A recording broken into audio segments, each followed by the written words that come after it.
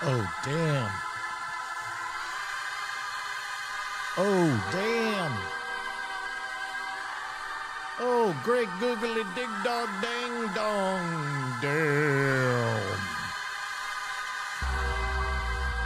Oh, great sassafrasy molassy.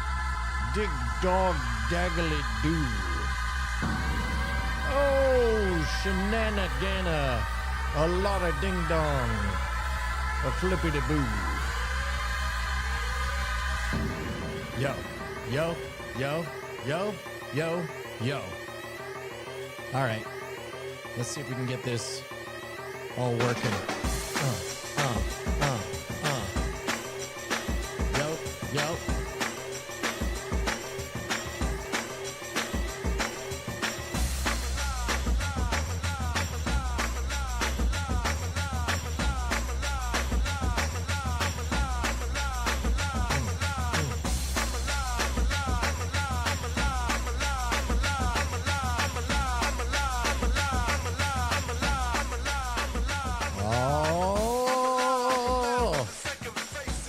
Let's see. G. James B. Are we live on Twitch? I don't know if we're live or not on the YouTubes. I got a lot of things uploading and downloading, a lot of ins and outs and what have yous.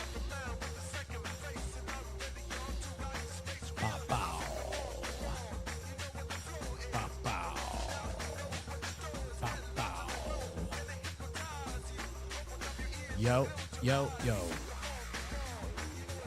We got a whole show waiting for you guys.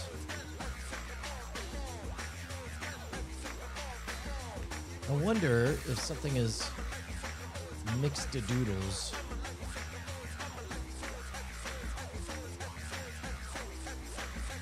There we go. Yep, yep, yep, yep, yo, yo, yo, yo. Check, check, check. Oh, wait a minute. That does go on both sides. Now I know. There we go.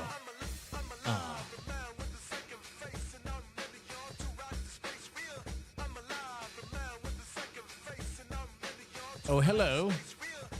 Hello. Yo, yo, yo, yo.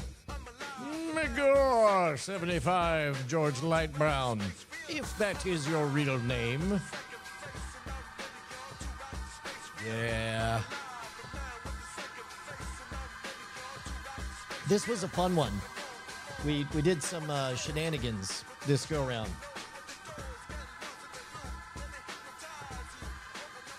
Shouts out to Justin Robert Young, who is on assignment.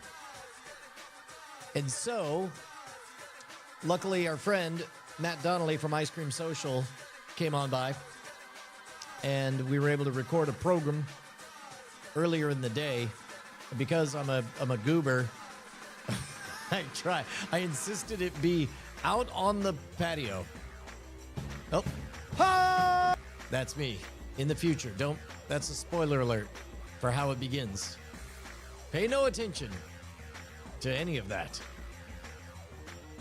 So we're gonna watch the live streamed or the recorded version. We're gonna stream it. I should really do a, what do you call it? There you go. Should do one of those chyrons. Let me see if I can find a chyron. I like saying the word chyron. Let's go to titles. Let's see, ticker. Oh, look at that. Yeah. Let's do a basic blue.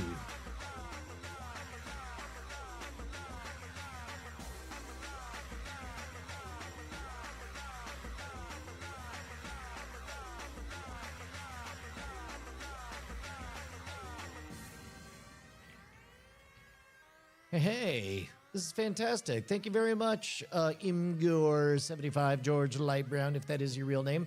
Thank you for the kind words, man. It's a fun, exciting time getting into the live streaming again. Instead of Justin Robert Young. Oh, wait. There we go.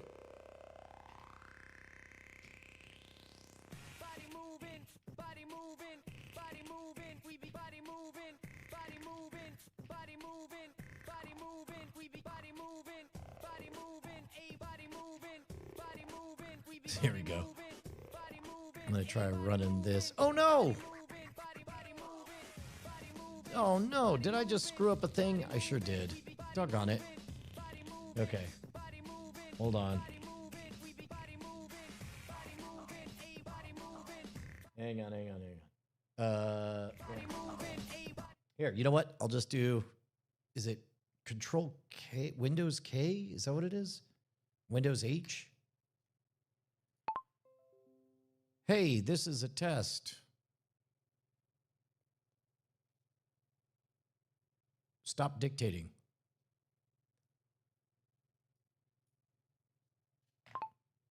Look at this. I just figured a thing out. Watch this. All right, here we go. Ready?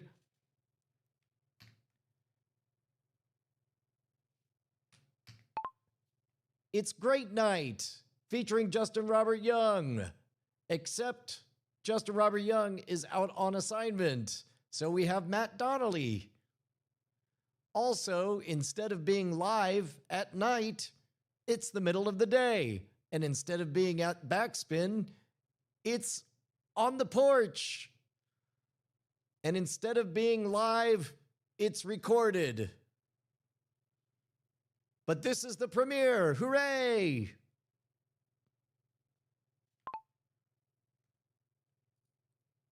Nailed it.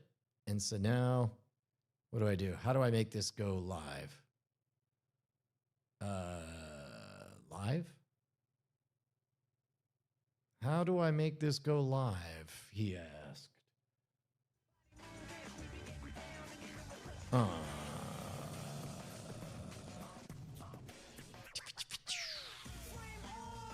Well, first of all, I'm going to save this so in case it goes away again.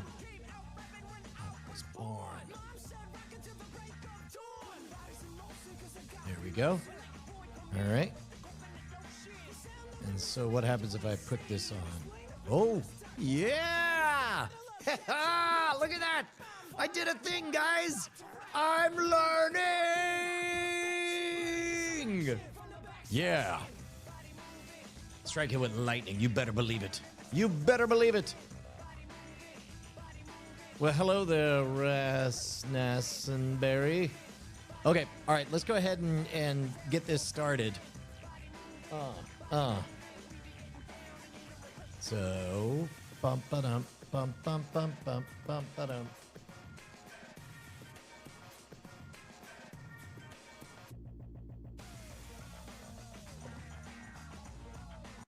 There we go. Okay. So now what I got to do is I got to make sure this is flipped over. Okay, that's two. There we go. We'll set the levels on that. I'm going to mute myself, and we're going to watch this program. It's really good. It's, is learning a Gen X thing. Feels like that sometimes. Okay, this is a really good conversation with Matt Donnelly, friend of the show, and incredible all-around badass.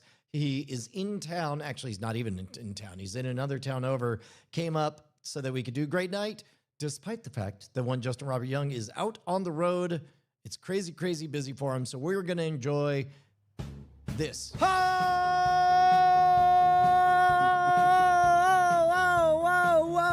Whoa, flying blind. No idea if it's working or not. In fact, I'm gonna let. Oh, you know what? Hey, everybody! It's time for a great night. It's a great night. It's a great night with my regular co-host, Matt Donnelly. It's me. And here we are at our usual place, on the front porch, at our usual time, noon. Yeah, dude. Man, I'm gonna leave it to you. Explain to the people what's gone terribly wrong. Okay. I am here in Texas. Yes. I'm actually doing shows in San Antonio, Texas, at the Magic Saloon.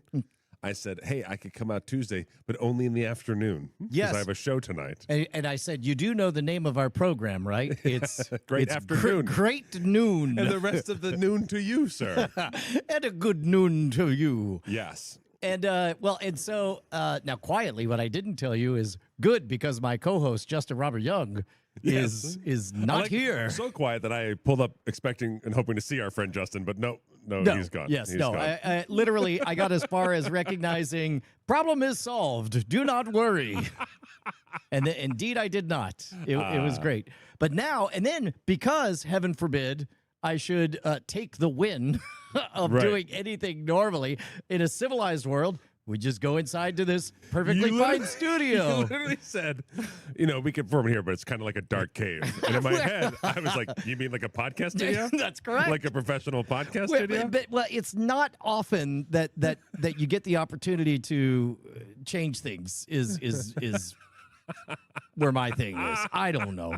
No, you are obsessed with experimenting. Yes. Well, and part of it is doing the reps. I mean, we've talked a bit about this. Like it's been a year and change of like there is not to be in a perfect world. There's not to be a single part of the organization that I don't know how to do. Not do well, but know how to do. Right.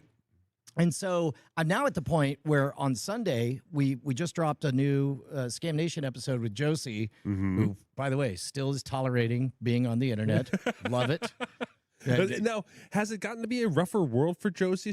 As she's gotten older, right? At first, she was an adorable child, and most YouTubers you leave an adorable child alone. I think one would think. One would think, and then she's grown up, so has it gotten worse? I guess. Well, she has appropriately developed the right calluses, which I think is important. Yes, and so she so far I haven't seen anybody punch below the belt. All the jokes have been like, she's a bit young for him, don't you think? Oh, God. Or disapproval about her nose ring or her hair color or what have you. Nitpicky, judgy stuff. But she's now at the point where she's about to be 18, so she's toughened up. I mean, it is remarkable how much worse the internet is to women than men. Yes. Well, there's a whole category of mean to women that is not usually on the menu to men. Right. So you're right. By definition, there are more ways to be mean. Yes. Yeah. It's kind of like somebody. Hey, fuck it, it's great night. Somebody said girls don't fart. I'm like, fuck you. They got twice as many ways. Girls have more ways to. It's a double barrel shotgun. That's right. Wait, is there a name for that?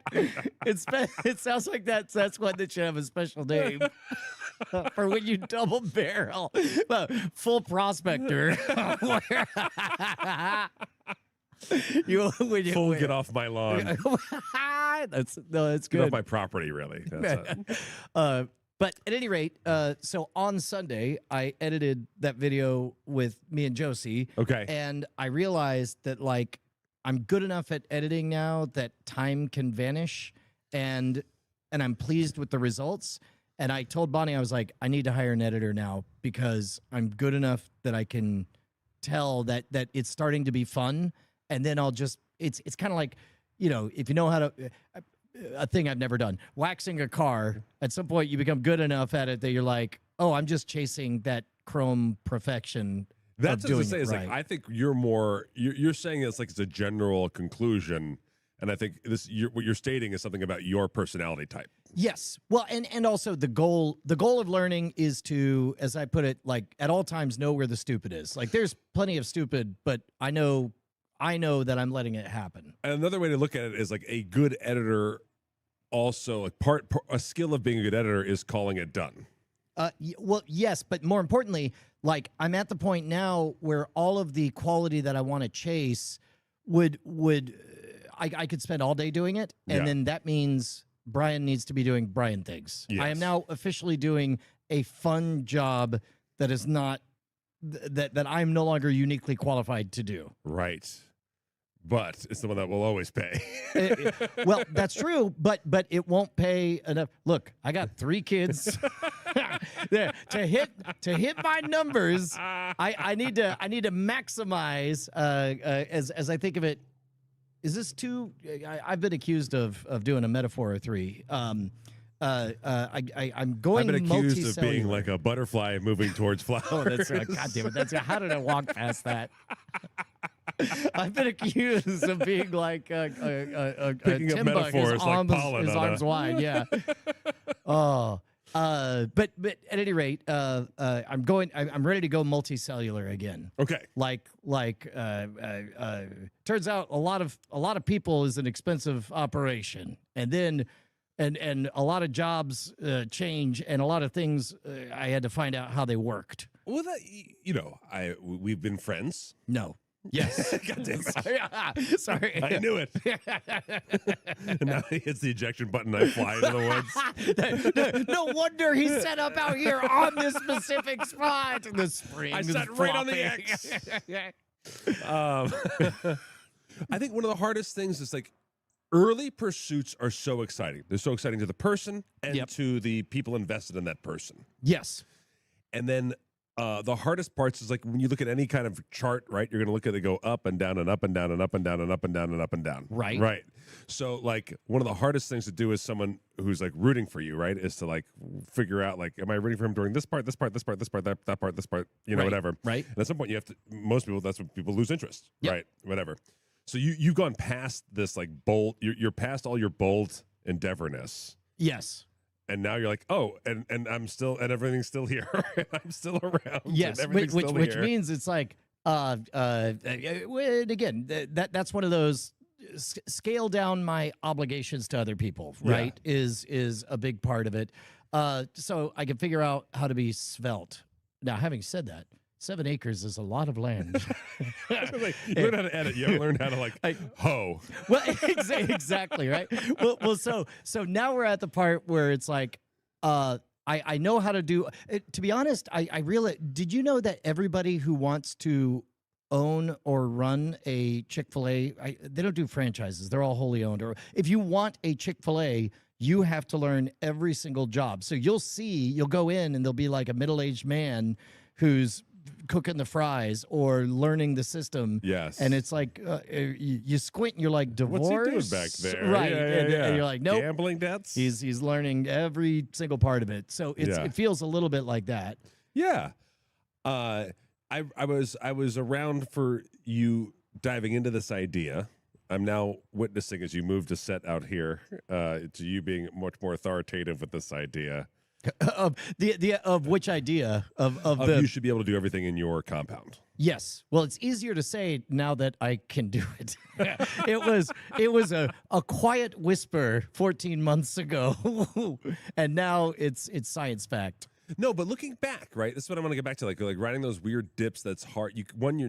This isn't documented for your audience because you would never narrate this while it's happening. Right? That's correct. Well, because and the way I think of it is like that's not the story. Like eventually, after it's happened, it will become part of the story, but not while it's happening. Like what happens when you look back at younger Brian, going like, gosh, I hope this person just does everything I need them to do for my job. And like now that you are doing it, like how does it feel to look back at that guy who was just hoping someone was gonna just not even just pull their weight, but maybe overproduce? Is the person who's overproducing one of the other cells in the organism, or is Brian? No. I'm saying like you at one point didn't know how to run everything in this place. Correct. So you relied on people to run the things, to do the things that you can't do. Correct. Which is what most people think of doing any endeavor. Right. That is Let correct. me team up with someone. Because I always said the biggest mistake I made as a younger comedian was I teamed up with people with the same exact talents and the same exact weaknesses and said, we should dream together. Right. And that's what improv groups do. And hoping that someone else comes along and says, you guys should be on television, you should be in movies. Yep. Right? Yep. And then it does every so often happen that way. Right. But I wouldn't bet on it. But I wouldn't bet on it. Yeah. That's like yes. That's always what anyone who's like ever like super old and irrelevant, all of a sudden they get like an Oscar or some kind of recognition. Yep. And they go, let this be a lesson to you. Don't give up on your dreams. And you got to go like, no, you got to be fucking kidding me. Yeah. You accomplished the outlier. Yes. The idea that the outlier will happen again? Yeah. So you're like, let this lightning strike be proof that lightning strikes all the time, just everywhere, as many times as you want. And the speech you can give is like, let's be proof, like, give up, because this isn't going to happen twice. You're fucked. I haven't heard it, but I believe, and you probably know more about it, but like, didn't Bryan Cranston give a speech that boiled down to like, hit your fucking mark, say your line, respect the craft, show up on time, don't worry about your brand, your character, what it means to you. No, fuck, I may be making all of this up. No, but something to that effect, because he was like famously forever like really good friends with Tom Hanks, and had done like, you know, two Chips and Malcolm in the Middle. Yeah. Right, and just remained a working actor here and there. Yeah. But remained like very good friends with like maybe the biggest star in the world at the time. You know? They talk about people like being made of it. I only spent like a couple hours with him, but it was like real working on a project. We were pitching a magic show, and it was me and Greg Grunberg, and he was cashing in all of his friendships to get Brian doing magic for a bunch of celebrities. And so we got to drive around and just, you know, watch him chat with Greg. And boy, he is just on all the time, like, and wicked funny. Really? All the time. Yeah. I now understand enough of your world of improv to notice, like, oh my God, he set up a running gag early on. He ripped it. And for some reason it was cockwatch. He stumbled on the words cock and watch and looked at his watch or something. And then that became a character named Inspector Cockwatch or whatever. And he had a body posture, and by 30 minutes later, there's a backstory. Yeah. And I was like, gee, how even? Now I see a little bit of it through your eyes. I don't. Yeah, I think you're pretty adept at comedic patterns. No, I didn't have any of the understanding. I still don't perceive that I do, but I see enough of the Matrix. Something about watching you guys Ice Cream Social, like slowly, it's like structurally, it's like, oh, that was a silly thing. I bet they'll be back. They will. I remember having to host Penn Sunday School as a guest host when I still wasn't the host yet. Right. I had to host it after my bachelor party. So I had a 2-night bachelor party in Las Vegas where my friends flew in from all over the country for my wedding. And then I had to go work with a guy who respects none of that. Yes. Gillette. Who wants to hear about none of that? He wants to hear about none of that, wants to know about none of that. And so I'm not allowed to be like, I'm going to be a little slow today on the pod. I'm hungover, right? Not an option, right? And so I came in bleary-eyed for my bachelor party. You said your bachelor party? My bachelor party. Wait, you got married while you were on? No. So the bachelor party was done months before I got married. Yes. But at the time, Godot was the host of Penn Sunday School. Michael Godot. I didn't know you had gotten married during your tenure on the show. Oh, yeah. I didn't know that. Yeah. Wow. How long have you been married? I've been married since 2011. Wow. Yes. Well, mazel tov. Thank you, Brian. I've been waiting. And with that, good night, everybody. Thank you. Take my leave. So I was coming in like from 48 hours of just debauchery. Yeah. Talking to someone who's not a fan of literally no eyebrows will be raised in a positive light. Just the eating of steak is not something you bring up. Yeah. Oh yeah. You know. And so I literally was like, I have to go into like my game plan brain, right? Yeah. So it's the only, like what you're talking about is the only time I was as logical as you're talking about, where it's like, I need to pay attention. I need to set up a callback. I need to make sure I have a runner. I need to make sure that I do this, engage in this and that. And I gave myself a bunch of like to-dos to fake my way through being a funny person co-hosting Penn Sunday School. So did you? So a lot of people in the arts, I suspect, do a lot of things on gut instinct. It just feels right? Yeah. They throw themselves into the situation and they do what seems to make sense. And then the last 5 years, I've done a lot of introspection, trying to think of like, well, what is that? Why does that work? And so I come up with, spoiler alert, metaphors for all that stuff. But like, do you have labels for routines that, or for ways of being that you have to engage in? I have buzzwords. Like I coach myself up. Yeah. Right. So I try to. It's the improv thing is before I hit the stage. It's bold, simple, playful. Yeah. Those are the things I try to do, because one thing you can get to is with comedy, you can get a little too intellectual, Mm-hmm. and then you can maybe get too like almost like jazz brain about it, like like this could mean that, this could do that, like, and then all of a sudden you're off in like this really weird place or self-congratulatory place, which is even worse. Yeah. Yeah.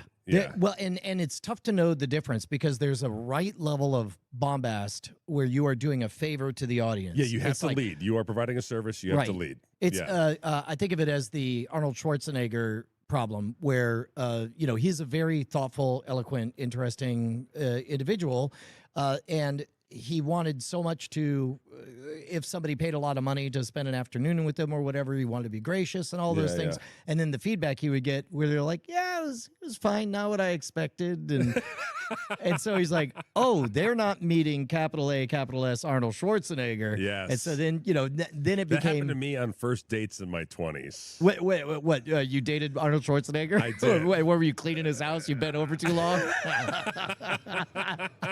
Got stuck in the washing machine? I went in the washing machine and waited and waited and waited. I took myself very seriously as like as a comedian, entrepreneur, wannabe TV producer person. And so I went on a date. I literally had a girl say to me once, she's like, oh, you're less funny one-on-one. And I was like, oh, yes, I am. Well, and it's funny, right? So it's like deciding to be funny is a gift if somebody's a casual enough person, but if they're close enough, it suddenly the same behavior becomes wildly disingenuous and rude.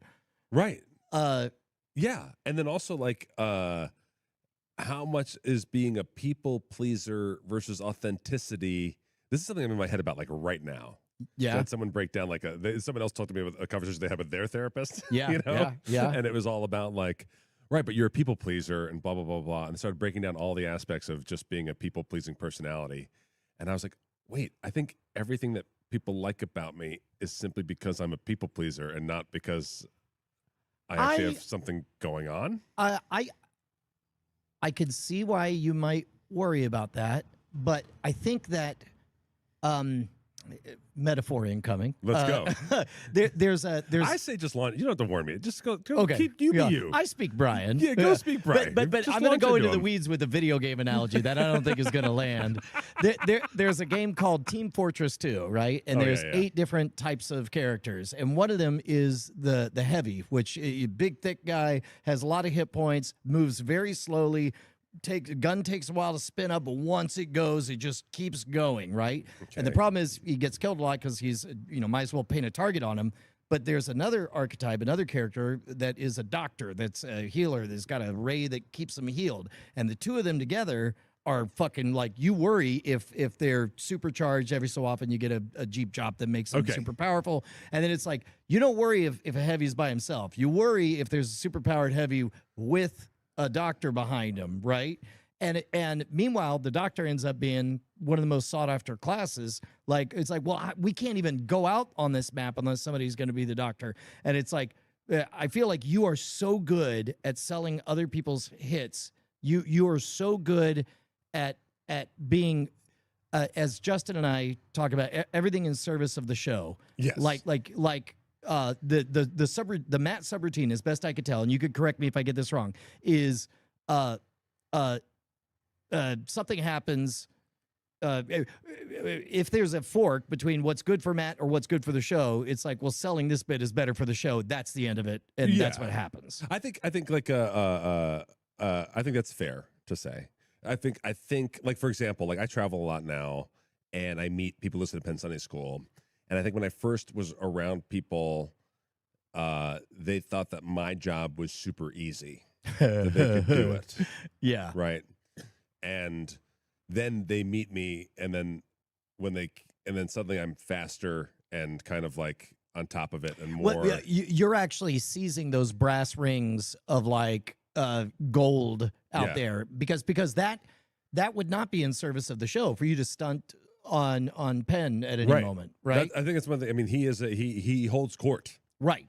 And so a lot of like when Penn State School is over, I'm generally tired, because I'm like, I can't hop in. It's like all the things that I were like on a different rhythm, like with Ice Cream Social or talking to you. It's like I'd hop in here, I'd hop in here, and hop in there. But you're like, nope, stay away, lay out, whatever. Right. Wait, I have to go in because the audience is thinking this, and Penn doesn't think the audience is thinking Well, this. and that's one of the things that makes the straight man job so hard is that you your job is to constantly have a queue of 4 to 5 things to do, and then periodically just dump them. Yes. And again, no matter how good they would have been, it's like, didn't happen. Didn't next. Tee up 4 more. I'd say I even happened to me as an improviser, like as an improv comic. Like when I was in New York doing shows all the time at the People's Improv Theater, I had people come up to me say, like, when I first saw the show, I first saw you play, like I was like, I thought this guy's pretty good, fine, kind of thing. It's like, and then I saw multiple shows, and they're like, oh, this guy does a lot more than I think he does for the show. Yeah. And so, yeah. And that's not just to say, like, so from a podcast perspective, as a co-host, I always say, like, my job is to talk to lunatics. I talk to either Paul Mattingly or Penn Jillette or RJ Owens and Abracababble. And my job is to talk to lunatics, right? Your job is to... Your eyes kind of lingered on me a little bit long as you said that. I'm happy to be here. Happy to be here outside at noon on your porch for no discernible reason. Watching robot cameras look at me. Yeah, follow you back and may forth. or may not air. May or may not be recording. Brian's peeking at his monitor. By the way, here, look at this. I hope people can see this. I pointed a webcam at a monitor so I could glance over and hope. In fact, here, I'm going to actually go look. You do a check. Yeah, I'm actually going to go look with my whether eyes. this has been a waste of time or we're starting over. Am I to hit any buttons? Good, because I'm very scared to hit a button right now. There's 2 things with buttons that I find very intimidating. We have 2 recordings. All right. We only need 1, right? We'll fucking say the unspeakable. Are there any evil wizards you'd like to mention by name as well while we're at it? Good luck right before the curtain goes up. No, I think what's fun for me, if I could boil it down to this, is that I believe it's really fun to speak the mind of the audience and then also kick some shit on top of it. Well, and that speaking the mind of the audience is so interesting because, whatever the relationship, form determines function or I forget what. But basically, like when creating a YouTube video, we have to predict at all times what that comment is going to be. And then bake it in. Nerve-wracking, man. But I mean, no more nerve-wracking than the same chess game of Magic.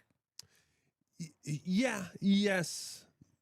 No. No, they don't insult my daughter. Exactly. I'm gonna say the anonymity, the freedom of firing long-range missiles instead of trying to stab someone in the gut. Yeah.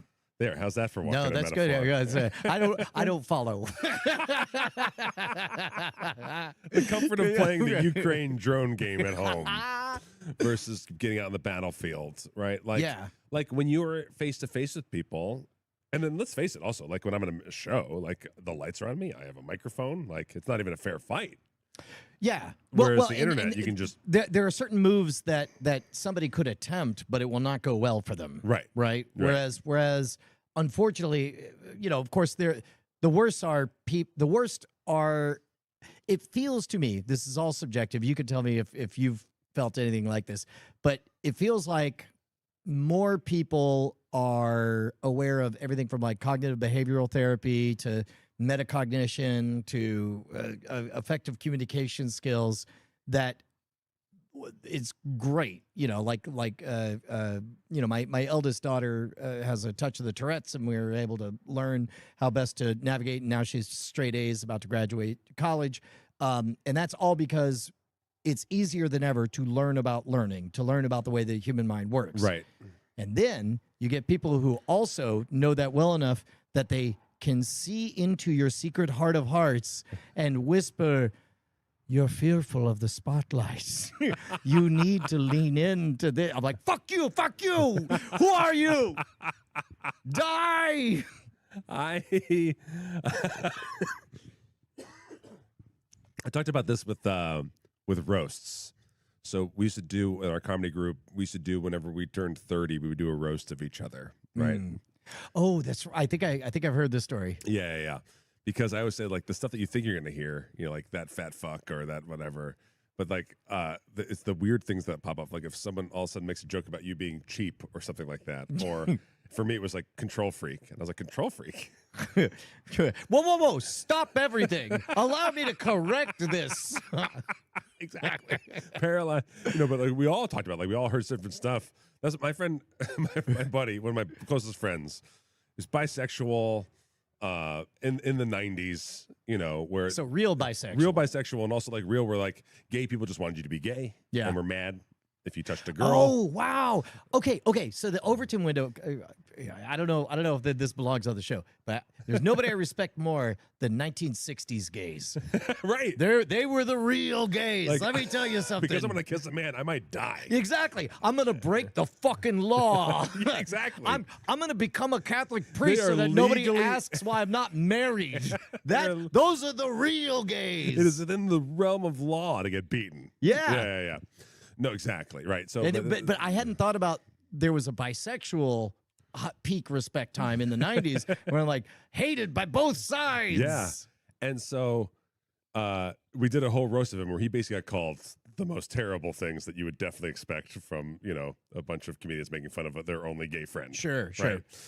And then, but a couple times he got called cheap. And after the whole thing was over, like he got called the F word probably like 400 times. Yeah. I was like, cheap? God, I was trying to think of a word that means cheap that starts with F. Frugal. God damn it. Fuck. Frugal. How did I miss that? Right there. God damn it. And he was the only thing he was talking about. I was like, I just heard the most offensive things I've ever heard about you in my life. And the only thing you're concerned about is you were called frugal. Cheap. And so, yes, that can happen on the YouTube comment section. I'll tell you what I hate the most that I get commented on. People say I look like Richard Karn from Tool Time. I wish I had better news for you, man. Yeah, take it from me, vaguely Christian Slater. Yeah, it's the only one that I just go delete. It's the only one I'm like, I have no. All the other ones like not funny, blah blah. You're a terrible person. It's like sure. Richard Karn, you're like, or they just don't. Whatever the guy's name, Al. Yeah. No, Richard Karn. Yeah. But the character's name or whatever, and I just go like, oh. Or if it's a vague reference to Tool Time, I don't get it at first. I go like, what? That's the worst. Oh shit, that's a Tool Time reference. I hate you. Yeah. And in person, I get to shut them down, but it doesn't work on the internet. In person, go ahead. Well, I mean. Tell me I look like Richard Karn. Excuse me. Yeah. My card is the 7 of hearts, but more importantly, what was it like to work with Tim Allen?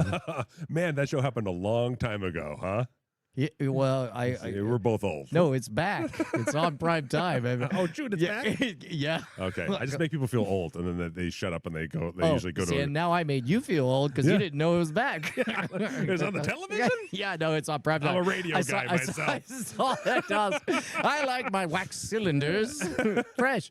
No, I saw it was on at a Chili's. I was like, is that Richard Karn?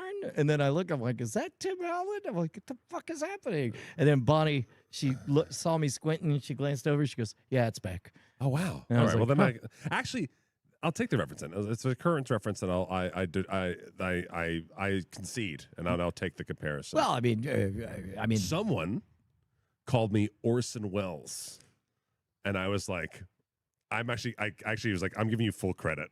Yeah, I actually look a lot like Orson Welles. I didn't want to say it. I mean, he's got you beat by 100 pounds, right? Well, no, but actually, because if I grow my beard out like a little bit, yeah, and I do, I grow it out and then I shave it down. Whatever we all do. That's called I don't know why I'm explaining it's called shaving to people. Being a grown up.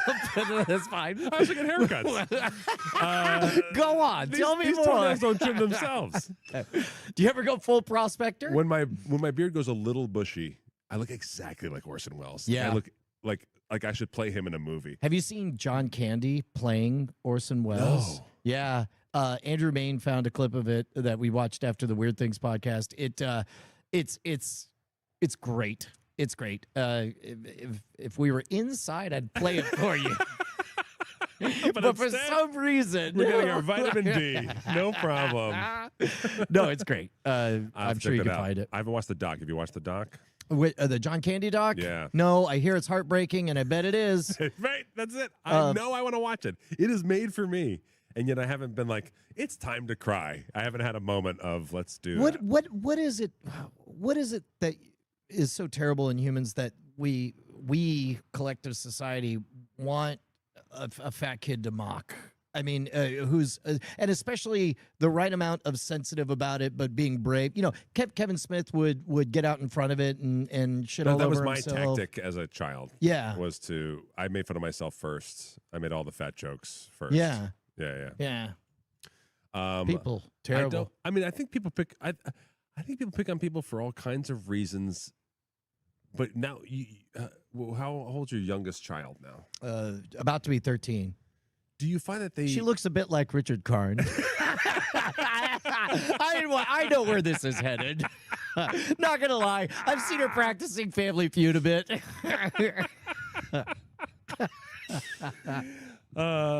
actually a handyman at a building. That's the fact that everyone brings up about him. So, do you find that that younger generations were less typically cruel? I don't know.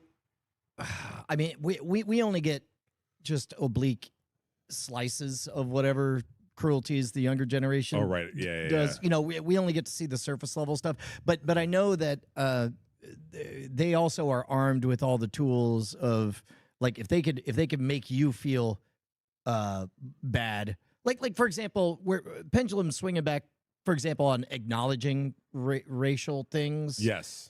But for a minute, 10 years ago, it was fun for everybody young to make parents feel bad. I mean, and it really is. It was straight out of the Crucible, where it's like they could tell at a gut level that saying these words gave them power over adults, and they liked it quite a bit, right? Yes. And so I don't know. I don't know what private cruelties the kids do. You're to right. Each other. I am relying on my own children to report to me the accuracy of it, and that they're and not. Of course, as you famously remember, all your honest. You were the town snitch to your parents. Dad, Dad, not only they pick up the fatties, but the nerds too. Yeah, right. You're right. So you're right. I have no idea what's going on. Yeah. Good point. Well, I'm glad we covered that. But I have a change of subject for you. Okay. You're not on Facebook. You still on? You don't go on. No, I have not. Okay. One of the ways I'm still on there because for some reason, my paltry little media outlet compared to yours. Yeah. Well, my videos do well on Facebook. Yes. So I stayed on. I stay on. I fight the fight. As a matter of fact, I had like 3 people bring up, like they were telling me, like, I was almost famous. They're like, I saw a clip, and there was a guy, and he was doing your book trick, and all 3 of them were you. So did you have one pop? One of those popped very well. Yeah, and it's funny because it was simply about, I asked a girl for her favorite book, and she said, I don't read, and I said I can't read at the same time, and that's the joke I always do, is I always say I can't read when I ask someone for their favorite book. Because that really helps camouflage all the answers, including the Bible, which is a weird one to stumble over when you're doing a magic show. And that one went viral because a legit debate broke out in the comment section about whether one should or shouldn't read. Oh my God! Oh my God! Engagement, baby! Engagement. It's just clicks are clicks, baby. But yeah, it was funny. Is that I actually don't. What is the argument against reading? I didn't get into it. I don't even know. I mean, I would facetiously make that argument when people would. Oh my God! I think I've not been changing the camera for a minute. I think if there's an extended period on the video where it just looks like a camera's nodding up and down, that's me. That's me having hit the wrong button for a long time. But there was a time that I would get defensive because I would start doing audiobooks on Audible, and then dipshits would say like, oh, I just read Thinking Fast and Slow. And they're like, well, did you read it?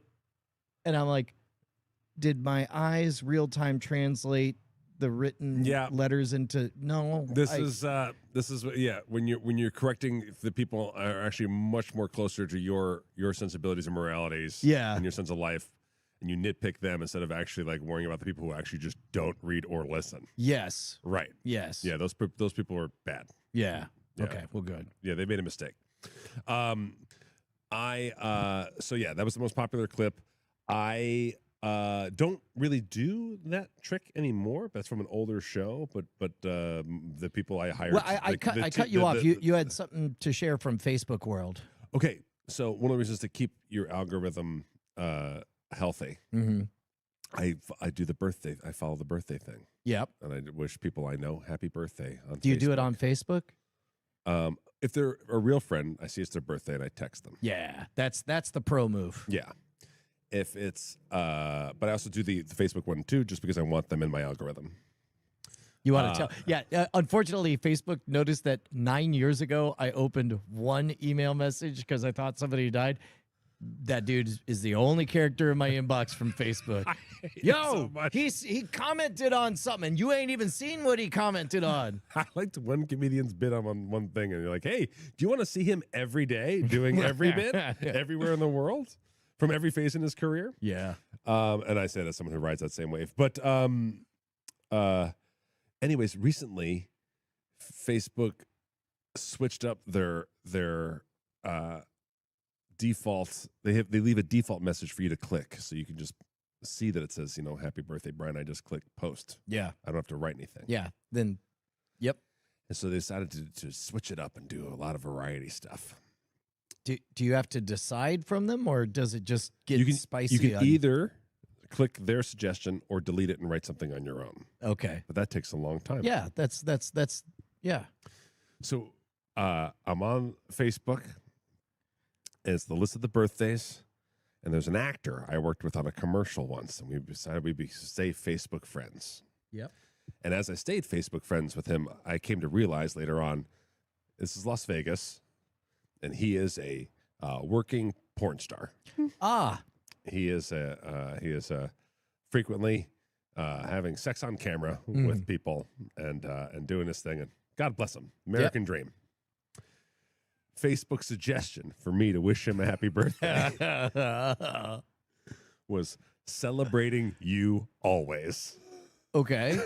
I was like, really thought it was so funny to reach out to the guy I worked with once on a commercial. Just say, celebrating you always. Celebrating you always, buddy. Yeah. Every time I go number 3. Every time I go to particular there. websites, you're there. So is he famous enough that you stumble across him? Yes. That's also, it's Jason Sarcinelli, I think is how you pronounce it. Okay. I'll give him some light. Let's go ahead, check out his stuff. Right on. Go check out his dick. Beautiful body, beautiful penis. Yeah. Really good at banging people. Where are the ugly dicks out there? And I worked with him once on a commercial. I thought it was so funny that if he hadn't heard from me, but like that guy did a commercial. Celebrating you always. Celebrating me always. I did that. So when in the early days of doing NACA, the college conferences or whatever, you got all these kids who are spending tens of thousands of dollars of the university's money.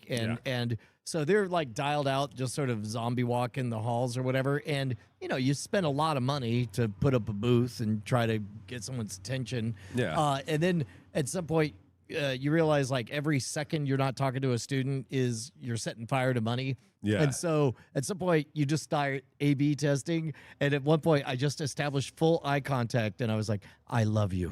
and then just casually like, I know. And then off he goes. And I'm like, well, shit, that didn't work. I love you. And I was present and, That what so how does that go well in your mind? I don't know. They're like, I'll book you immediately. Because the response is like, I love you too. So, oh my gosh, so I'm working down in San Antonio. There's this guy, Oscar. You follow him, it's like Oscar with a mustache on Instagram. Great guy. Oh, I met him when I went down there. He works at the venue. Yeah. Yes. Former Ringling clown. Great guy. Everybody down there, when I was there, they were kind of getting their sea legs underneath them. Yes. But it sounds like from the attendance last night that they've got a machine running. Yeah, I love playing this venue. It's my third time playing it in a year. And it's in San Antonio, and it's called what? The Magic Saloon. The Magic Saloon. It's right by the Alamo. and great staff, and yes, since I'm playing there more often, it's like I come back. It's like I know the whole team. It's really fun. Oscar does street magic outside the venue during the day to attract people to the theater. Mm-hmm. And so he decided, he was like, "Oh, I'm gonna make a trick called the complimentary deck." Okay. And so he tells people it's a complimentary deck. They take a card, they put it close to their heart, and he says, They read it. It says, "Celebrating you always." It does. It says like, like don't forget to smile. Oh, that's or great. whatever. And then he said he got carried away. He started writing like very deep thoughts that were like, you can love yourself as much as your friends love you. Oh my God! God! He started writing like really bold stuff and realized he got totally carried away, and then realized it was like only in practice that he was writing way too much intense stuff on cards that people were like, "What the hell?" That's amazing. That's one of those where it's like there's a time where it's right to be a certain level of present, and then it's like too much authenticity. And he said that at one point someone took the card, like read a deep compliment, and literally like held it to their heart and go like, "I needed this today," and started like almost crying. Wow. And he said he felt not good, but terrible. He felt like an over sense of guilt, like, because he was like, that wasn't fair. I just wrote a random shit on a card. Yeah. And he was like, really, we were laughing last night reading all of his cards and how carried away he got. And he literally. I think that's part of what draws some mentalists to the dark side of magic. They get a taste of that kind of impactful moment, and they're like, oh, all I have to do is make people think of their dead relatives, and then I get a multiplier. Friends with a mentalist and you watch them get credit for it and you watch them revel in it, you're like, I don't know if we can be friends. Right? And it's like, and then they explain how it's like, no, there was one mentalist that... Oh man, I don't know if I should talk. Well, whatever, fuck it. There was I started doing a. To the lay audience, you have a lot of, most people are not in the magic arts. Sure. Yeah. Well, here, you explain this part while I see how many minutes we've been recording, because I just realized another flaw in my plan. Most people in the audience don't draw a difference between the magic and mentalism. It's all just like one way of magic and mentalism. Impossible stuff on stage is impossible stuff on stage. And then stereotypically, magicians pull out colored scarves and animals and things like that. And stereotypically, mentalists use fine notebooks and clipboards. Whoa, are you tipping methods over here? No, I'm saying yes. No, they use thoughts. They use thoughts. And so, like, a magician looks like he bought him stuff at like some weird circus store. A mentalist looks like he bought everything from Staples. Yes, correct. A lot of easels, a lot of things on stage that look very clean and precise. Correct. And they will work very, very hard to make sure that the perceived entertainment is in the realm of thoughts and discussions and that kind of stuff. And with it, there comes a slight haphazard moral victory lap of a mentalist over a magician, because you, the magician, are lying through your teeth about impossible things happening, whereas I am giving the audience a plausible way to say that anyone can do what I'm doing. Right. And therefore... and there was 20 years ago, there was a clear line of demarcation of like bad guys would say, this is a supernatural gift that I have, right? Yes. And then there was the peeling rise away the methods of psychics and shysters and things like correct. Then there was the gray area boundary pushing of Darren Brown flirted with this, where it's like, well, no. If you move the target and you don't claim to be supernatural, but just move the target to being super gifted, but you're still fraudulent. In fact, you bring up one of the greatest examples of what we're talking about. Yeah. Which is Darren Brown had a special, I think it's on Netflix. Mm-hmm. Very popular. I mean, Darren Brown's very popular in the UK, and I think a lot of Americans certainly and have a extremely talented and gifted and a gift to magic and a great bunch of thinker, good things. all of that. Did a bit where he said, okay, everything I say after this moment is part of a show, right? Part of basically, I'm going to show you what a religious healing revival looks and feels like. So everything you hear out of my mouth after this speech is part of the act, and I'm not exactly saying what I think and feel. I'm playing the part of the healer, and then just goes into a full-fledged, very powerful, like 20-minute revival where he makes people feel like they cured their ailments and things with their sight, things with their health.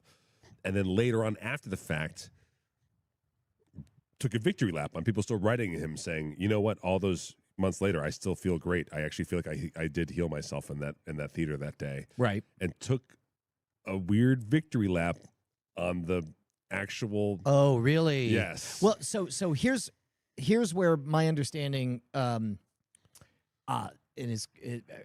don't know what to do with this, but a fairly recent advancement in science is that placebos work even when you know they're placebos. Yes. And I'm like, fuck. Fuck. I'm going through this right now. It's called open. Oh, look up the research on open placebo trials. I kept taking melatonin from the pandemic on. Yeah. I could not fall asleep without it. I got targeted on social media for all these like reduce your cortisol, whatever, and so cortisol, your stress hormone, yep. and so I got advertised like face cream, pills, drinks, things, whatever. Like I can't stop. It just does. And now that you've listened to this podcast, it won't stop for you either. And I was like, literally, it was one on the internet to be like, this is all bullshit, right? And you do enough research, and yes, indeed, there's no reason to control cortisol or whatever. Like it's not like a thing. Like you can, whatever. Being a healthy person reduces your cortisol, right? And then someone said, but then only one advertisement said these pills, like if you're taking melatonin, replace it with this, and it will both calm you down and reduce your cortisol, and you will fall asleep. And I bought it. And it's working. So okay, so really, this is I've done a number of sleep dances. From one thing that I stumbled across. Now we're getting into it, listeners. We found it. Sleep. Yep. Oh my god. Oh my god. Welcome to the rabbit hole. Cozy up. No, on the insomnia subreddit, there was a discussion about melatonin, and apparently, melatonin peak effectiveness is like 1/10 of one pill. Everybody does massive doses. Do you have fucked up dreams on melatonin? Sometimes. Yeah. So that is because you're mega dosing it because they sell it as though more is more when it's not. Right. And I do experiment with dosage. So I first started with like 1 milligram and 3 milligrams, went up to 10, and that's when I was like, no, this is too much. Yeah. No, I believe that the peak efficient dosage. We can look it up. Somebody can write us and let us both know. I think it's like 0.3 grams. Man, it's unbelievably like you cannot buy the right dosage. Well, a study just came out yesterday connecting long-term melatonin use with like increased heart failure risk. Really? But it's a weird study.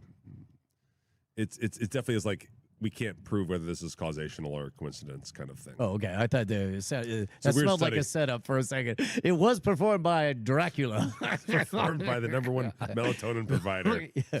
No. Like they said, like it's not as bad as you think, but this is the study finds correlation between these two things. But I just switched, so I was like taking my own little victory lap. I'm like, good, I just got off melatonin. Yeah. I don't believe these pills reduce my stress hormone. I don't believe this thing with chamomile and whatever.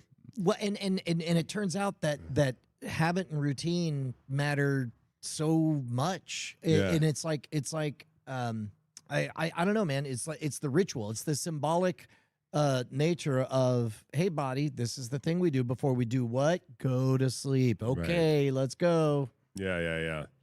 But I still was like, I don't think this pill works. But I have stopped taking melatonin. I've switched to this pill. I'm sleeping. It's great. Good. Yeah. Well, and I bet you're getting more restful sleep if you're not overdoing melatonin. Right. So, by the way, I'm a legitimate doctor. This is all actual medical advice. Please take advice from a podcast. Do you think that would stand up in court? Is to say, Your Honor. Your Honor. Come on. Are you familiar with internet irony? Come on. He said he is a doctor. Yes. How more clearly could he address the fact that he's definitely not a doctor? I still, you saying that just reminds me of the time that we did Heaton's podcast together after I'd done like this is when I did the car wash here. So I did like, I did like 4 podcasts, like 2 live shows, including the show we taped. They got me in the Magic Castle. It's a big week. And in our total delirium on like day 4, we huddled up in your studio and did a podcast with Andrew Heaton. Yeah. And at one point, out of nowhere, I simply said, well, as a lawyer. And I was so tired, I had to go, wait, I'm not a lawyer. Hold on. As a fact checker, I have to fact check what this lawyer just told you. And to this day, I am baffled that somewhere in my fatigue, my brain decided to just say, as a lawyer. As your lawyer. You don't have to answer that. I'd recommend you stop this immediately. It's pretty good. All right. Well, it is Have now. we done an episode? Yeah, I think we have. Here, I'm Okay. going to play a little bit of this lullaby. We'll see whether or not this is working. Might be a bit loud. Apologies. What did we learn this episode? That even though I'm taking a placebo, I'm cool with it. Yeah.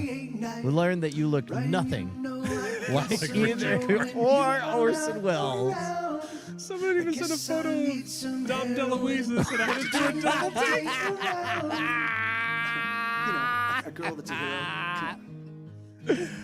All right. Well, that's it. I'm going to play this episode at the regular Great Night time. I hope everyone enjoys it. I hope it got recorded.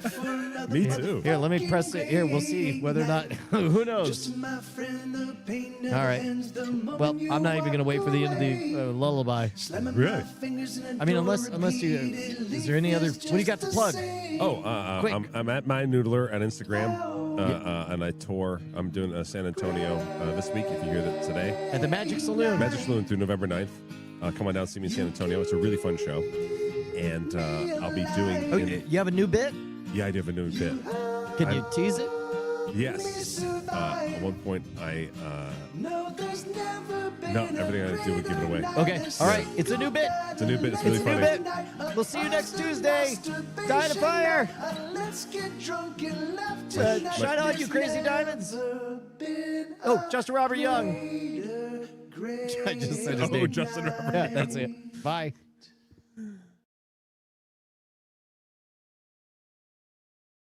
Kicking lyrics right through your brain. When you hear this sound, you be right. Oh.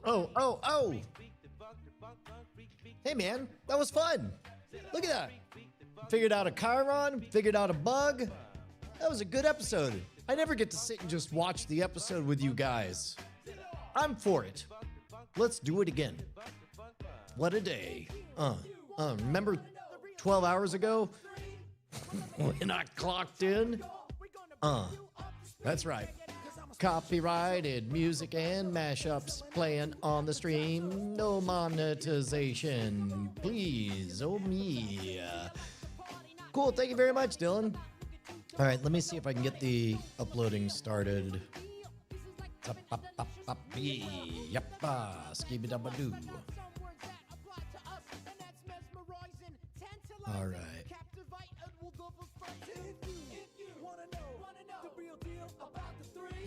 Yep. I guess we can get rid of some of these. I guess. Hey, Denner, how are you?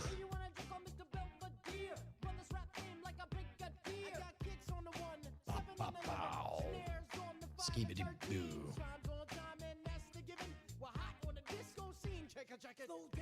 All right. I don't know if... I guess I'll just upload it tomorrow. No, I should do it right now. Let's go. Just a little bit more in the tank. That's the game. Hello, Denner. Oh, wait, hold on. I get to do this. There we go. Pow. There we go. Look at that. And then watch this. Hands free. All right. And then I believe what I'm supposed to do at this point, let me make sure I get this end of night command correct. I believe that was episode 227. 227 is a comedy with Marla Gibbs and the family. Wow, that is some detritus from NBC primetime programming in the 1980s. That's your hot Marla Gibbs trivia.